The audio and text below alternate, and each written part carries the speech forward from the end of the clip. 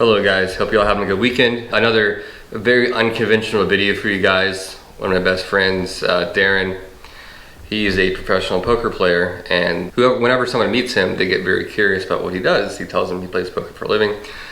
I think that's very fascinating. So I put together a few questions to ask him, and hope you guys enjoy this. I do have some more core bet content coming this week. I got a couple things coming in the mail. It's really slow, I'm not sure why, but by end of this week, there'll be some more Corvette content coming. Let's go ahead and get into Darren talking about his professional poker career and some crazy shit he does.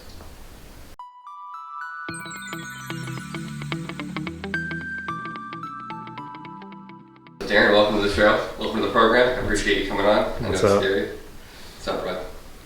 And you might know Darren from the run about 10 videos ago. The Gauntlet. The Gauntlet, which will be a part 2 coming soon. Anything you want to say before we get started? Nope. Cool. Alright, I got about 12 questions here in no particular order.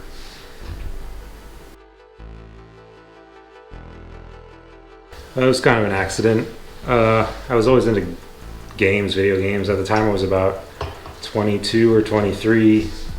I would come home from work every day and play games before I went to bed, and eventually just got into poker. Poker was huge at the time. It was about 2008, and anywhere you went, poker would be on ESPN, on TV. It was a big deal at the time, and I was just always fascinated by the game. Figured I'd give it a shot, put $50 on Poker Stars, and played dollar tournaments, penny games, considered it entertainment, no big deal. But after a couple deposits, $50, I would study and try to get better and learn the game and learn how to do the proper thing. And eventually after that, I started like hovering without having to deposit any more money. And after 6 months, I was making more playing for a couple hours a day after work than I was at my job. So a few months after that, I decided to take the plunge and just quit my job. So when you started it though, it was never, I'm gonna start doing this for total monetary reasons as a career. Correct. I never intended to make anything out of it. It was just purely entertainment at the time. Yeah, that's neat. Cool.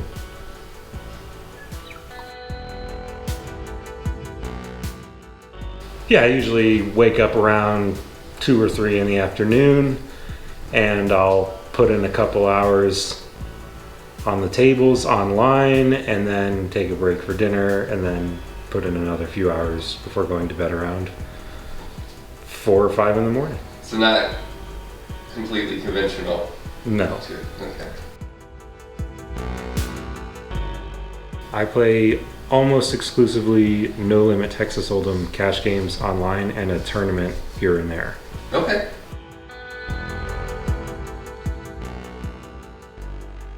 Yeah, I mean, my annual income varies wildly just due to the fact that I have complete control over how many hours I put in.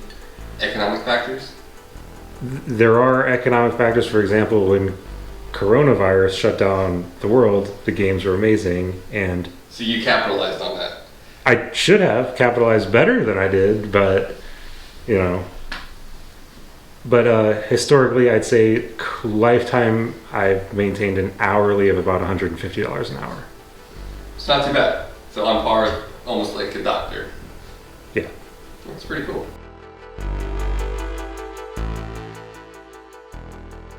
The most I've lost in a day was in a single hand, and it was $25,000. And the most I've won in a day was a really good session of $10,000. Nice. And I believe I was actually up at your place up around DC when you lost that money the day after, and you were kind of down. But you picked yourself up and you got yourself a cool shirt. Yeah, it's just part of the business. So you would say you need a certain personality to do this? You definitely have to learn how to detach yourself from the monetary value of things, but can be kind of disheartening even for a seasoned pro to think that you could have just not done anything that day and had more money than you do now. At the end of the day, you are still human. Yes. You're not completely void of emotion. Yeah. I still have nightmares about it.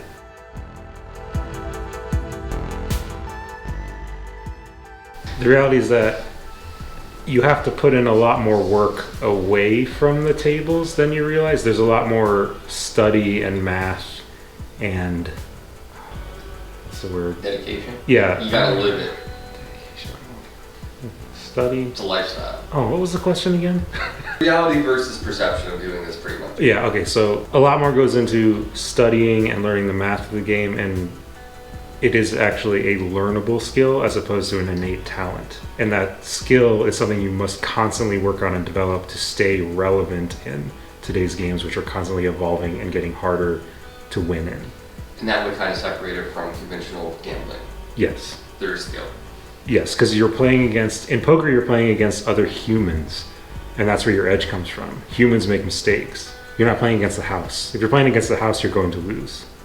So if you're playing against humans, there's an edge. Makes sense.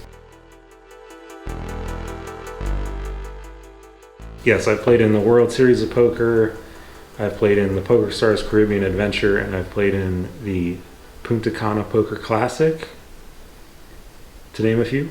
Cool. And you have lost friends' money that staked you quite a bit. Yeah, I've lost you money.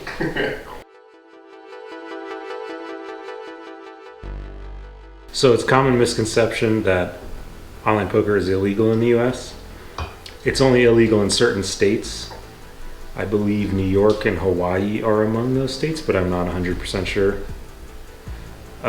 Anywhere else, there is no law expressly permitting it. However, there are other laws in place that make it illegal for things like banks to process transactions to gambling websites. So it can be hard to get money on a website. Now, when I say it's illegal for banks to process transactions, if you deposit money on a gambling website with a credit card, it doesn't mean that you have broken the law. It means the bank has broken the law. So that's why they try to avoid allowing gambling transactions on their products. So if you are interested in getting into online poker, I recommend getting familiar with cryptocurrency and Bitcoin. Good stuff.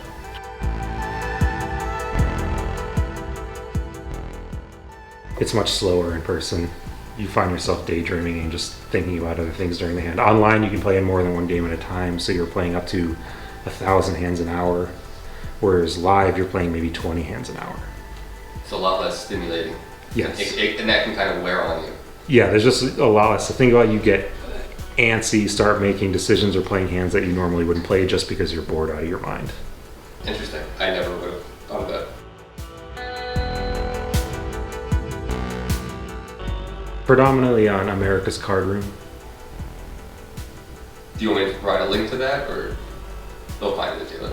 Okay, I'll find it. You Google it. Cool.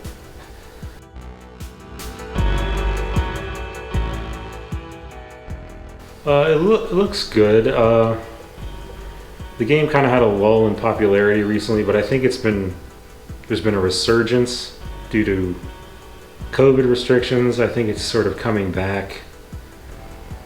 The game continues to get more popular in other areas of the world.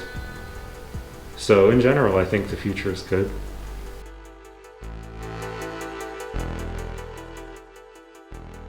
Yeah, they're usually the worst kind of person you can imagine. Complete degenerates. You know, so like, Fair. never trust them with anything.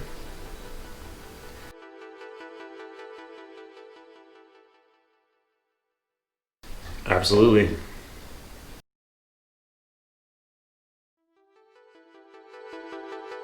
Just be willing to actually put in study of the game, of the theory, of the math, and don't just expect it to happen.